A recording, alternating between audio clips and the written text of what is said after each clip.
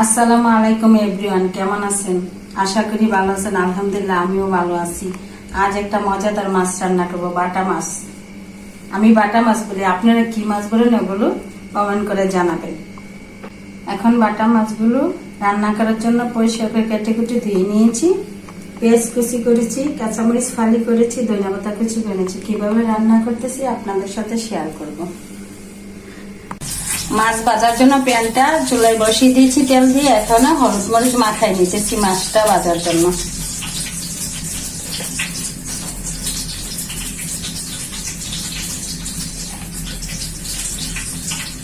আজকে বাটা মাছের দু পেঁয়াজা রান্না করব। তো মাছটা ভাজার জন্য এই যে মাছটা তো বড়, তার জন্য এই যে কেচে কেচে নিয়েছি, তাহলে মশলাটা ভিতরে ভালো করে ঢুকবে। মাছটি আনামানামে রান্না করব।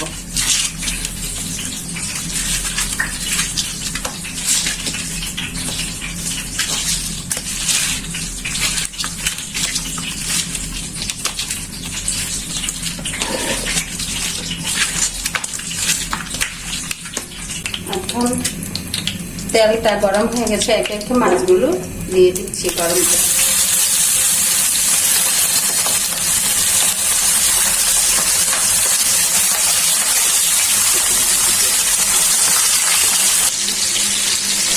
বন্ধুরা, মাছের এক পিস হয়ে গেছে। দেখুন কি সুন্দর হয়েছে মাছটা ভাজা। আর আমি আজকে একটা মহিলারা যে কি দুর্ঘটনার মধ্যে রান্না বান্না করতে হয়, তেলটা বেশি গরম হয়েছে, মাছ দিতে যায় শরীরের উপরে ছিটকে পড়তেছে তেল। তাড়াতাড়ি চুলাটা কমাইছি। এখন মাছে ওই পিসটা ভাজা হয়ে যায়। এক পিস ভাজা হয়েছে, কি সুন্দর হয়েছে। এখন মাছটা ভাজা হয়ে গেছে, আস্তে আস্তে উঠিয়ে নিচ্ছি।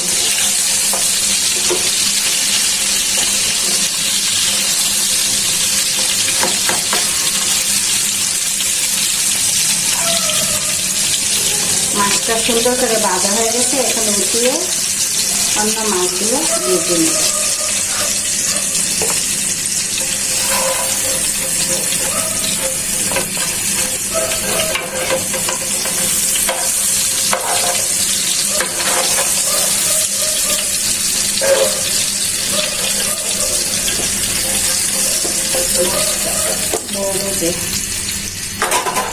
এখন অন্য মাছগুলো একটু একটু ভেজে দিচ্ছি।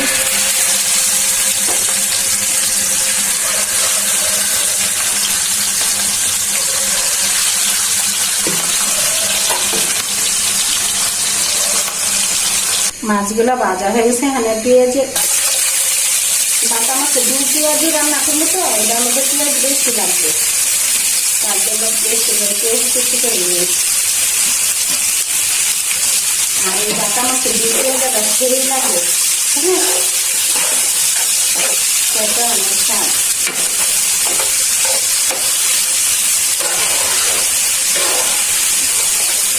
পেঁয়াজটা ভাজা হয়ে যায়। পেঁয়াজ তো অনেকগুলাই দিয়েছি বোনেরা, দেখুন ভাইজা অল্প একটু হয়ে গেছে। বেশি পেঁয়াজটা তাহলে যেমন আর একটু সুন্দর এসছে। বেশি পেঁয়াজ ভাজার পরে একবারে মশমশ হয়ে গেছে। এখন মশলাটা যাতে পুড়ে না যায়, হালকা একটু ঝুল দিই।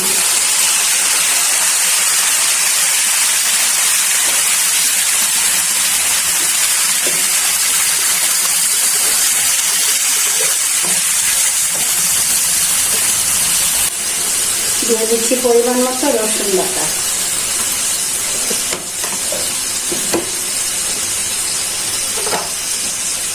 সাথে দিচ্ছি পরিমাণ মতো একটু আদা বাটা। যেহেতু দু পেঁয়াজ রান্না করবো, একটু আদা দিলে টেস্টটা ভালো লাগে।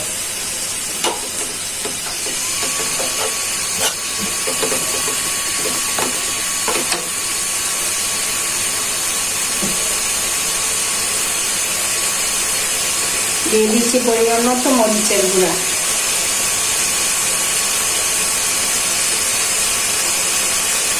দিয়ে দিচ্ছি পরিমাণ মতো হলুদের গুঁড়া। দিয়ে দিচ্ছি পরিমাণ মতো জিরার গুঁড়া।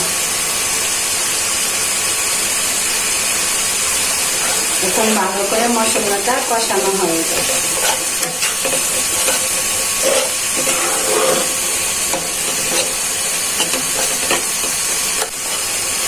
মশলাটা কষানো হয়ে গেছে, বোনেরা দেখুন কি সুন্দর কালারটা হয়েছে।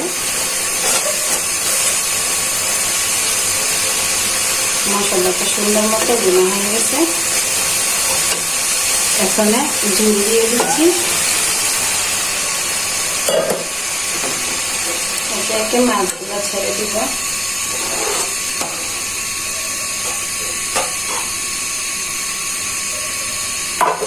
এখন মাছগুলো দিয়ে দিচ্ছি,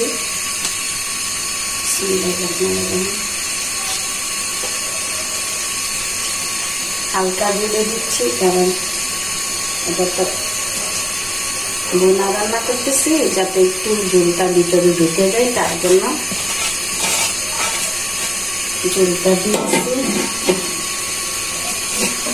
সাথে দিচ্ছি পানি করা কাঁচামরিচ,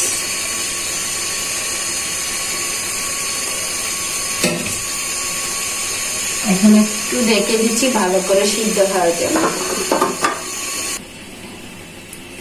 দেখি তরকারিটা হয়েছে, মাশাআল্লাহ কি সুন্দর একটা কালার হয়েছে। চেখে দেখি। ও লবণ একটু কম হয়েছে, কারণ মনেই ছিল না, মাছ বাঁধার সময় দিয়েছি তো বেশি একটা না, তো এখানে হালকা একটু দিয়ে দিচ্ছি। লবণ ছাড়া তো কোনো কিছুই ভালো লাগে না। এখন বোনেরা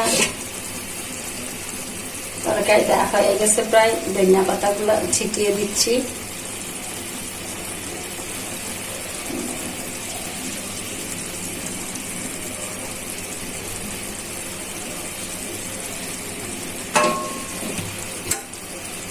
আর বোনেরা এই রান্নাটা আমি শিখেছি আমার হাজবেন্ডের কাছ থেকে। আমার অনেকটা ছোট বয়সে বিয়ে হয়েছে, রান্না বান্না কিছুই পারতাম না, বাসায় থাকতাম।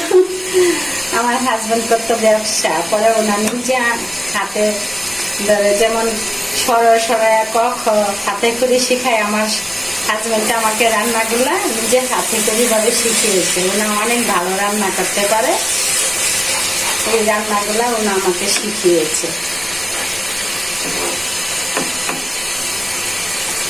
তো বোনেরা ভালো থাকবেন, সুস্থ থাকবেন, আমার ভিডিওগুলো বেশি বেশি দেখবেন, লাইক করবেন, শেয়ার করবেন, সাপোর্ট করে আমার পাশে থাকবেন। আল্লাহ হাফেজ।